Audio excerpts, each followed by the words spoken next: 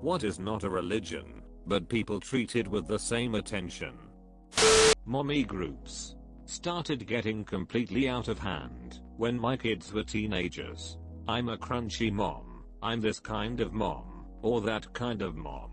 Those people get rabid. How dare you listen to advice given to you from a doctor about your individual child? My group thinks this. Heresy. Blasphemy. We will crucify you. They used to helpful, now they are fucking cults. You have no clue the power that cartoon mouse has. I'll never forget the story about a cast member who played Goofy who was told these two kids just saw their parents killed in a car crash. One or both were beheaded from the crash and their kids saw it. We let them see the nightly Disney parade, and we are trying to get the Grandmas Hall Mickey to meet specially with them. I don't remember the backstory on why they were at Disney. I think they were waiting for a family member or something, or they literally lost all they had, and were waiting to figure out what to do with them. Kids were not injured at all. Guy did what he could as Goofy to cheer them up, but they were still in shock. He said he had to leave for a bit, pull off his mask, and just started sobbing. Anyway, Mickey finally shows up, and, I shit you not, the kids' faces light up in excitement and happiness. That's the power of the mouse.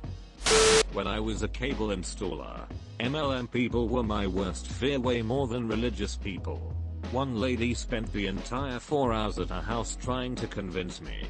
After 4 hours I still was not entirely convinced I understood what they sold. I'm pretty sure they sold self-help books. But the self-help books were made solely to help you sell more of the self-help books, to sell more self-help books.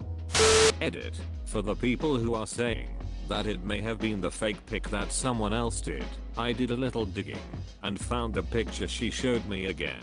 It's the one on this article. I have a coworker who is obsessed with Harry Styles. She thought I was crazy for not knowing what tattoos he has, because I'm a tattoo person. And she once was telling me about how hot he looks in the most recent picture of him released. She proceeded to show me the picture, and he was wearing a mask and sunglasses in it, so you couldn't even really see his face. And she was drooling over it. Mind you, this isn't some teenager I work with. She's 31. Especially when it goes to the point of somehow thinking it's okay to commit violence against that celebrity. We all know about Christina Grimmie, but how about Japanese pop idols? Mayu Tomita, who was stabbed dozens of times for not accepting a fan's gift? Ina Matsuoka, who was stalked and molested in front of her own home? 2 AKB48 members were attacked with a saw, yes, a hand saw, at a meet and greet event. Another NGT48, sister group of AKB48, member Maho Yamagachi was forced by her management to apologize for causing a disturbance to her fans when she was the one attacked by 2 stalkers outside her own home. The details of this is just downright disgusting. And on and on and on. Didn't want to use WikiLeaks as refs, but too many news sites need to register. I feel like stan culture has become insane. Years ago it was said as a meme/joke, but really meant you were just a big fan of an artist and knew a lot of facts and details about them in relation to their music/craft. Now stan culture is more akin to the actual stan and the M song. People are creepily obsessed with celebrities, and sure, that type has always been around, but how they spam reply fan videos and shit on socials and have multiple accounts dedicated to an artist is just strange. As someone who also listens to pop, I think this is so true. I think the problem is how big and young the fandom is, and also immature. Pop fans on Twitter can be so damn annoying, and are constantly joining fan wars or pushing people to buy more, stream more etc. On the other hand, I've made some online friends, most of them in their 20s, and they are chill people and we talk about everything, not only music. Also because it's not our personality, it's just something we enjoy.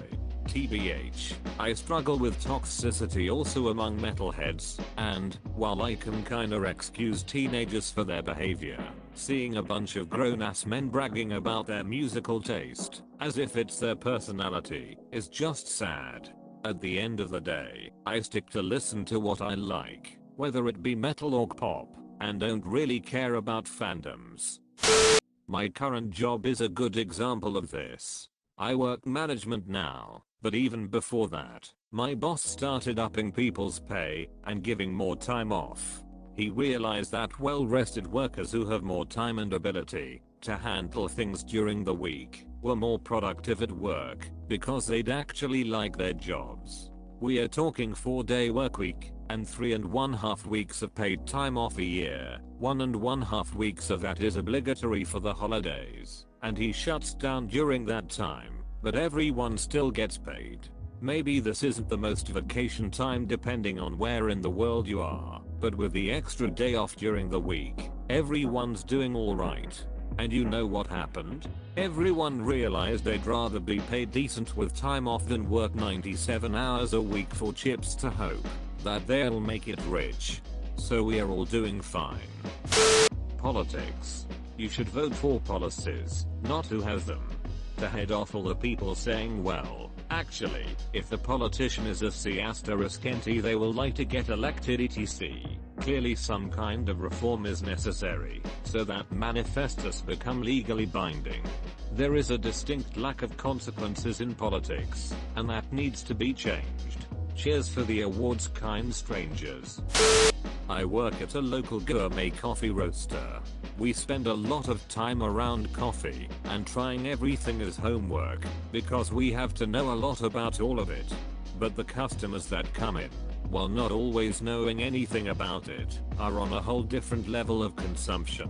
We have so many people who come in on a weekly basis for several pounds of coffee. Not knocking, all of the regulars are great, and we know them by name at this point.